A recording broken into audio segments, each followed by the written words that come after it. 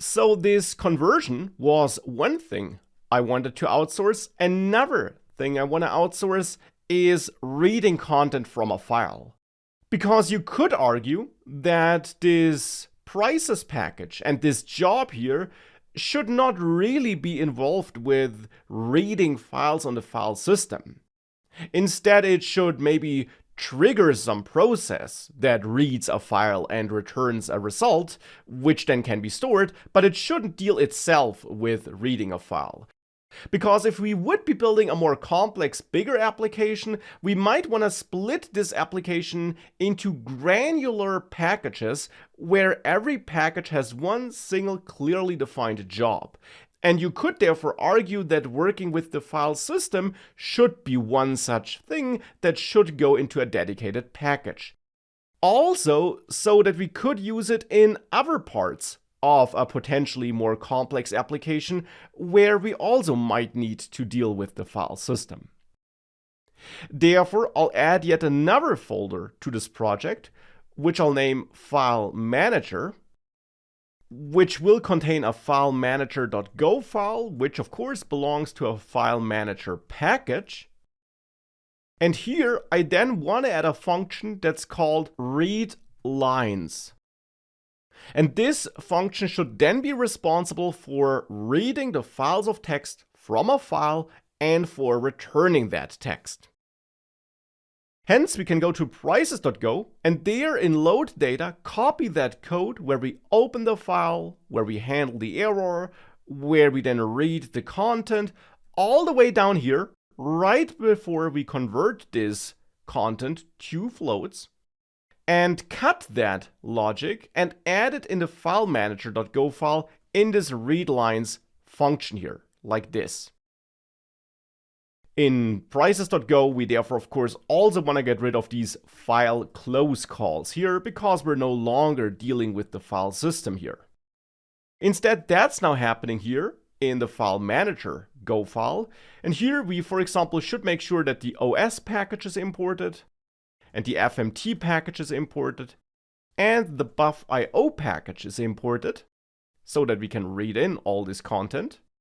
And I now also want to make this function a bit more reusable by accepting the file path as a parameter and then using that here instead of having a hard-coded path here, so that we could use this function in other parts of the app as well. And we're not always reading in the same file. That's why I'm using this parameter here. This code can then stay the way it is. And therefore, ultimately, after all this error handling, I want to call file close and return my lines, which is this slice of strings. Of course, we must prepare this function to return that. So as a return value, I'll set string slice. And in addition, I'll also make sure that we also return an error if things go wrong, because things can go wrong.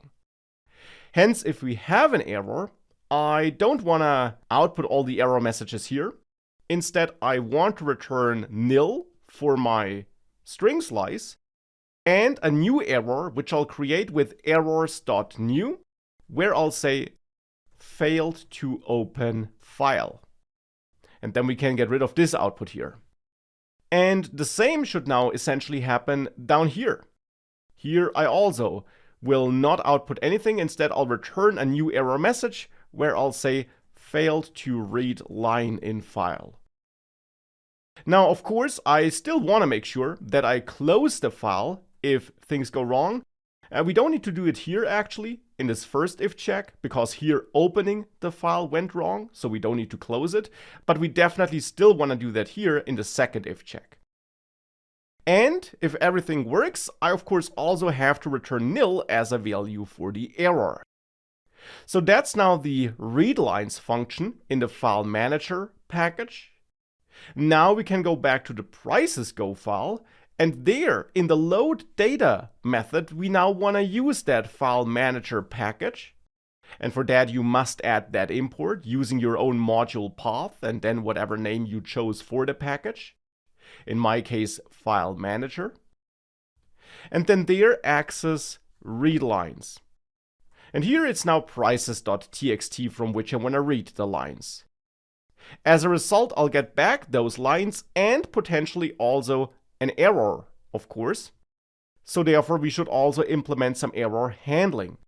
And we can simply copy this if check to check if we got an error, output the error message if we do, and stop execution.